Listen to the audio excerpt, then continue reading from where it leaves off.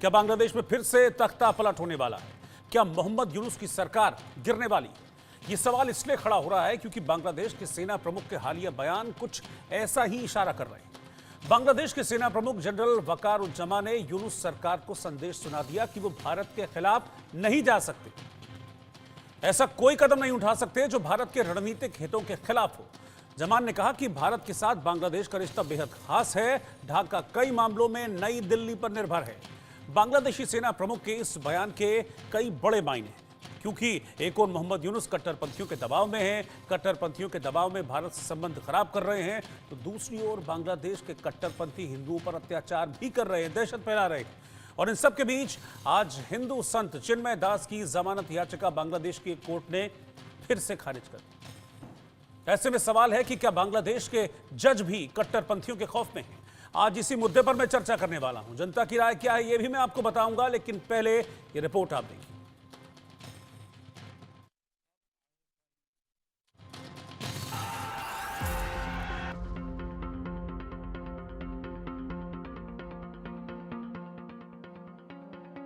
क्या कट्टरपंथियों के आगे बांग्लादेश की अदालतों ने सरेंडर कर दिया है?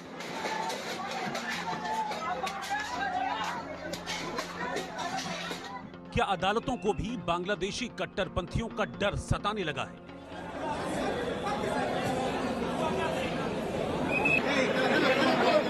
क्या कट्टरपंथियों के खौफ में हैं बांग्लादेश के जज?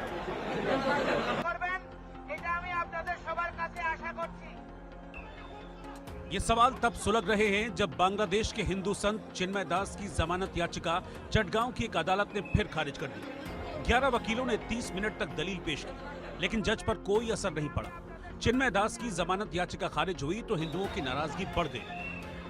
ब्रह्मचारी जो लास्ट 40-42 दिन से जेल में है, एक साधु जिसकी तबीयत भी ठीक नहीं है, ये सुनने में आ रहा है, क्योंकि तबीयत ठीक नहीं है, उसको इस तरह जेल में कन्फाइन करके रखना ये बहुत ही दुखद है। और हम सब जानते हैं कि चिन्मय कृष्ण प्रभु पूरे जो माइनॉरिटीज़ है बांग्लादेश के, उनके वो चेहरे बन गए थे और चेहरे बने हुए हैं, और पूरे जो माइनॉरिटीज़ उनको एक आशा की किरण की तरह देखते हैं, क्योंकि उनकी आवाज़ को वो रिप्रेजेंट करते हैं। बांग्लादेशी हिंदुओं की आवाज बने चिन्मय दास प्रभु को 25 नवंबर को गिरफ्तार किया गया था। बांग्लादेश पुलिस ने उन पर राजद्रोह का आरोप लगाया था, जिसके बाद से वो जेल में हैं। लेकिन अब उनकी रिहाई की मांग जोर शोर से उठ रही है। टीएमसी महासचिव अभिषेक बैनर्जी ने भारत सरकार से इस मामले को मोहम्मद यूनुस के सामने उठाने की मांग की है। The government of India has to take it up with the interim government of Bangladesh. It is not under my prerogative, purview or mandate. The government of Bangladesh, the government of the union government has to take it up with the interim Bangladesh government. And the Human Rights Commission should also, the International Human Rights Commission should also take it up sternly and strongly with the interim government of Bangladesh. This is a blatant violation of human rights. Bangladesh में हिंदुओं पर अत्याचार को लेकर भारत सरकार ने हमेशा सख्त रुख अपनाया है। यूनुस सरकार पर कूटनीतिक दबाव बनाया है, लेकिन कट्टरपंथियों के आगे मोहम्मद यूनुस ने सरेंडर कर दिया है। दोनों देशों के बीच तनाव के हालात हैं। हालांकि इस तनाव के बीच बांग्लादेश के सेना प्रमुख वकारुज्जमा का बड़ा बयान सामने आया। उन्होंने कहा कि भारत के साथ बांग्लादेश का रिश्ता बेहद खास है, ढाका कई मामलों में नई दिल्ली पर निर्भर है। बांग्लादेश कभी भारत के खिलाफ नहीं जा सकता। बांग्लादेश ऐसा कोई कदम नहीं उठाएगा जो भारत के रणनीतिक हितों के खिलाफ हो। बांग्लादेश को भारत से समान रिश्ते बनाकर रखना होगा। बांग्लादेश के सेना प्रमुख का यह बयान मोहम्मद यूनुस के लिए भी बड़ा संदेश है। तो क्या मान लिया जाए कि बांग्लादेश की सरकार और सेना के बीच मतभेद पैदा हो गए? यूनुस सरकार और बांग्लादेश की सेना के बीच बन नहीं रही। और सवाल यह भी है कि क्या बांग्लादेश को भारत का खौफ सताने लगा है? Bureau report, India news.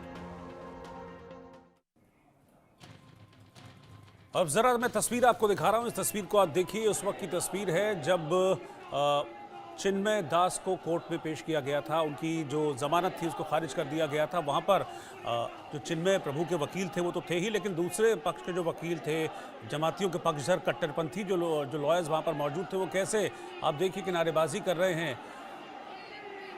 Jamaat Islami के समर्थक वकील इस्कॉन विरोधी नारे लगा रहे हैं। आप देखिए जरा, इस्कॉन को बैन करने की फिर से मांग करते हुए यहाँ पर दिख रहे हैं। आप देखिए किस वक्त, उस वक्त कैसा कोलाहल, कैसा शोर था बांग्लादेश की इस अदालत में, जहां से एक बार फिर कोई न्याय की उम्मीद? ये चटगांव की कोर्ट है, यहीं पर पेश किया गया था आज चिन्मय प्रभु को, लेकिन शोर सुनिए जरा ये।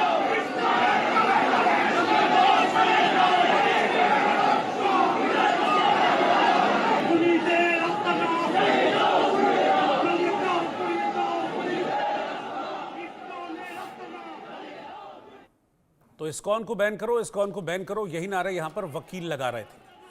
सर्वे बांग्लादेश में जिस तरह के हालात हैं उनको लेकर हमने किया है, फिर चाहे वो चिन्मय प्रभु का मामला हो या फिर बांग्लादेश के सेना प्रमुख वकारुज्जमा का वो स्टेटमेंट जिसमें उन्होंने साफ कहा है कि हम यानी कि बांग्लादेश की सेना भारत के खिलाफ किसी भी सूरत में नहीं जाएगी। इसका क्या मतलब है इसको हम समझेंगे भी, लेकिन पहले सवाल आप देखिए। पहला सवाल था, चिन्मय दास को बांग्लादेश की अदालत ने एक बार फिर से जमानत देने से इनकार कर दिया। आप कैसे देखते हैं इसको?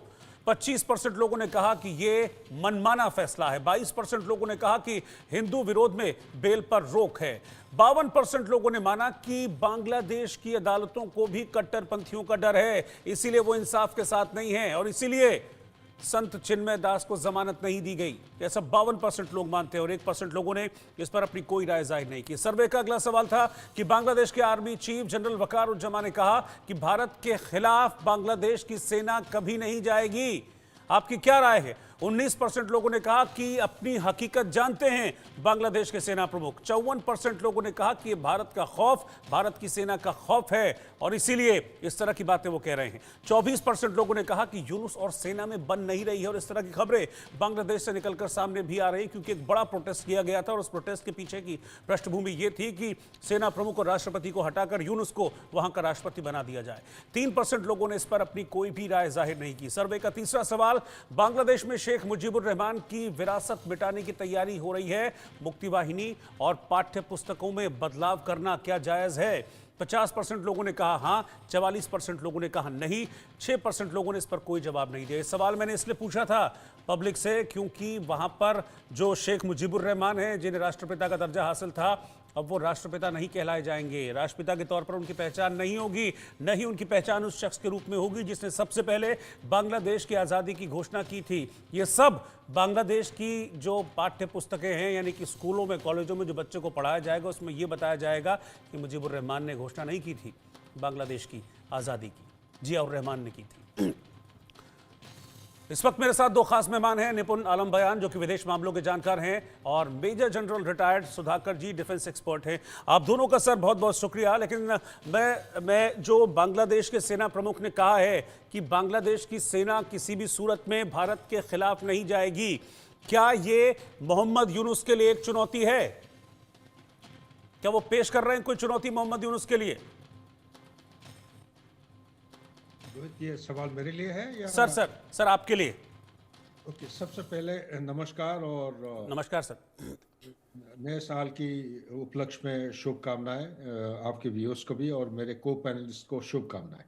जहाँ तक ये सवाल है, सवाल का जवाब में मैं इतना कहूँगा कि आज के दिन में बांग्लादेश के अंदर मेरे समझ के मुताबिक काफी भेदभाव है मिलिट्री और यूनिस के बीच में।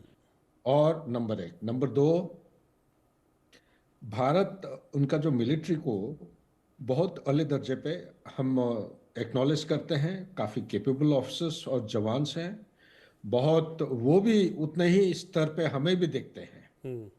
और मैंने कोई सारे चैनल, शायद आपके चैनल में मैंने ये बताया था, जब इस तरफ कोई ड्रामा चलते रहता है तो मिलिट्री डिप्लोमेसी को सरकार कंसिडर करना चाहिए। चीफ टू चीफ बात होना या चीफ टू चीफ विजिट करना, ये काफ़ी मसले जो है सुलझ जाते हैं। तो ये हुआ है कि नहीं मुझे नहीं पता है, लेकिन अभी बांग्लादेश चाहे कोई अंडर ड्यूरेस हो, ये अपने आप जो बयान दे रहे हैं उनको खुद का औकत मालूम है, उनको पता है अगर उनके पास 10 आर्मी डिवीजन है तो भारत के पास 60 के आसपास है, 54 और 60 के बीच में कोई एक फिगर है। डिवीजन, एक डिवीजन में करीब करीब 15,000 सैनिक होते हैं, ऑफिसर्स रेशियो जो टैंक्स होते हैं, गन्स होते हैं, आर्टिलरी गन्स, इंजीनियर इक्विपमेंट होते हैं, तो काफ़ी मात्रा में है। तो भारत अगर डिसाइड करता है कि आप अगर रेड लाइन पार कर लिए हो, अगर हम विचार करते हैं, हमारा पॉलिटिकल लीडरशिप अगर डिसाइड करते हैं, तो चंद एक दिनों के अंदर हम बांग्लादेश को, जैसे हाथी के पांव के नीचे वो घास को मलते हैं ना, ऐसे ही कर लेंगे।